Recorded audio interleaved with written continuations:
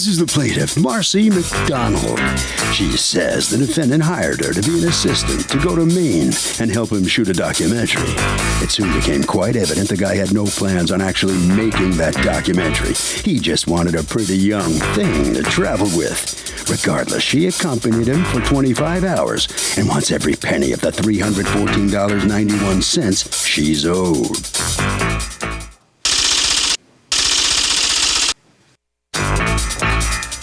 This is the defendant, Anthony Gerard. He says the plaintiff must be crazy or something because she scouted locations with him, talked to archaeologists and doctors, and took notes and photos. Besides, he didn't hire her. He was just her supervisor. She's padding her hours for travel time, and he most certainly doesn't owe her any money. He's accused of not digging an employee.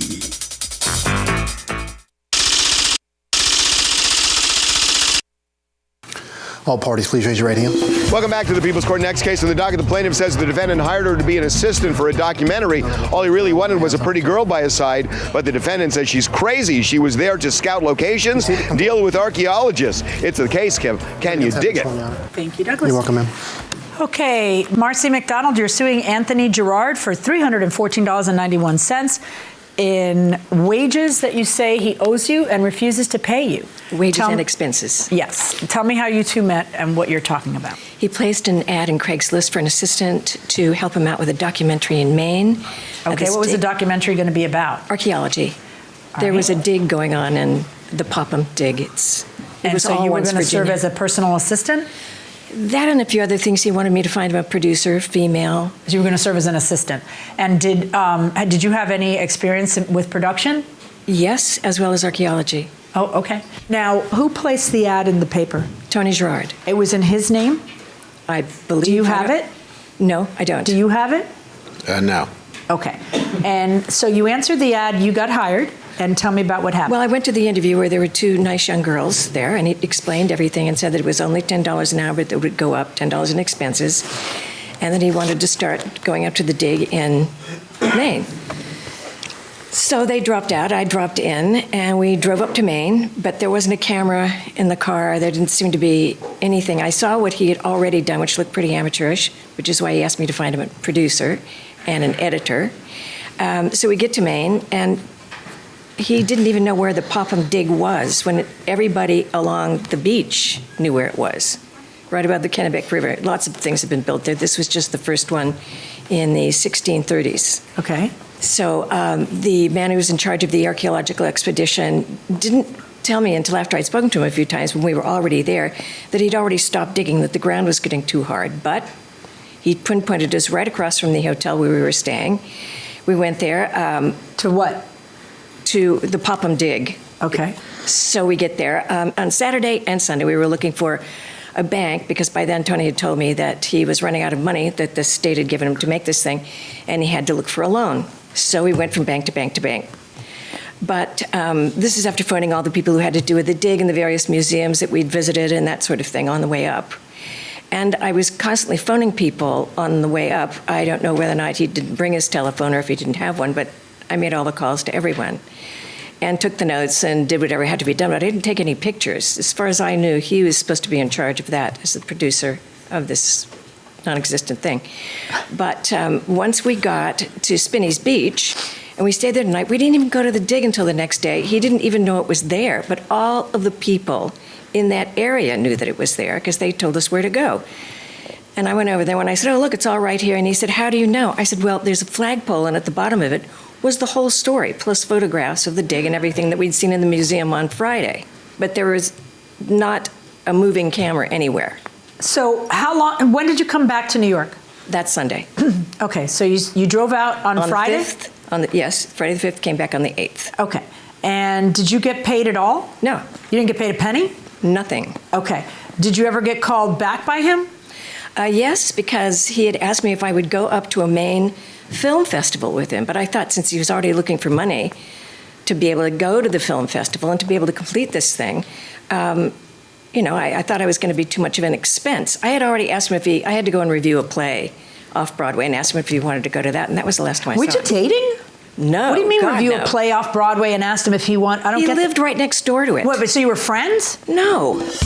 So is it dicey to get a job off of Craigslist? Absolutely. There are so many scammers out there. What do you think? Dicey? No, it's not dicey. A job's a job at this point.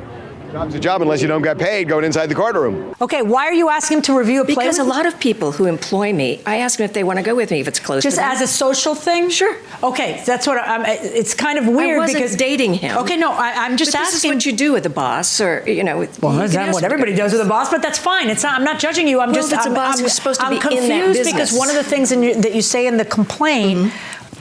It seemed the defendant was done with me and just wanted a young thing to travel with, which was fine. It's a peculiar thing to say. I didn't say the young thing was. I didn't say anybody was done with me and wanted a young thing. The two other people who came in for the interview on a Saturday were very young girls. They both thought that there was no money in it and thought that they didn't want to travel with him up to Maine. Okay, what's going on? Why didn't you pay the lady? Well, I'd asked her to send an invoice to the corporation, which was based in Maine. What corporation?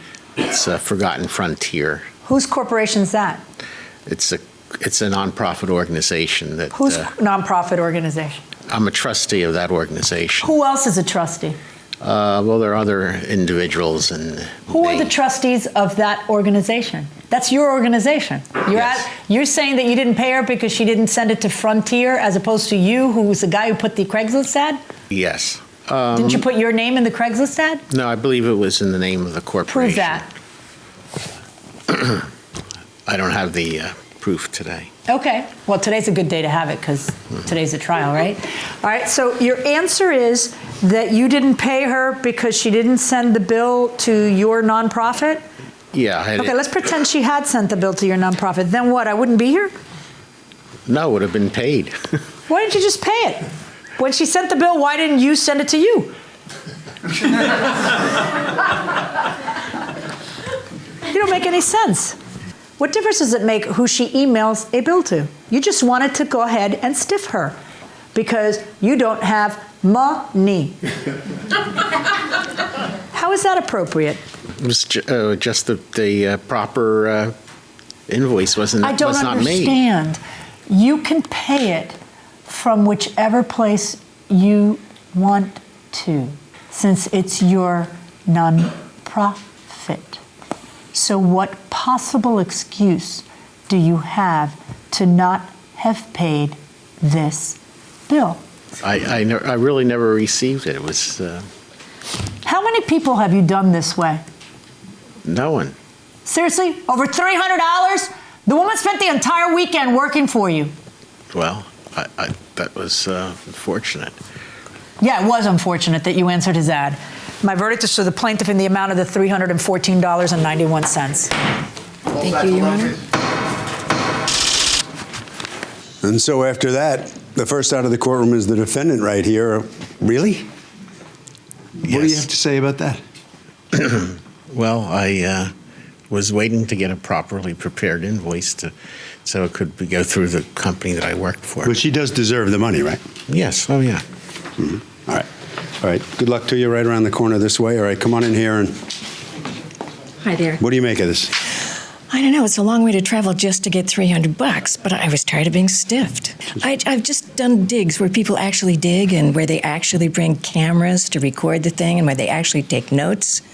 I've never had anybody ask me to find a bank where they could get a loan, or after I told them that I wasn't going to a film festival, placed a second ad in Craigslist for somebody else. Uh-huh. All right, Harvey, you got it. I got to tell you, this guy's answers are so creepy. If you're in a situation where you don't get paid, call the Labor Commission. They can actually help you get your paycheck.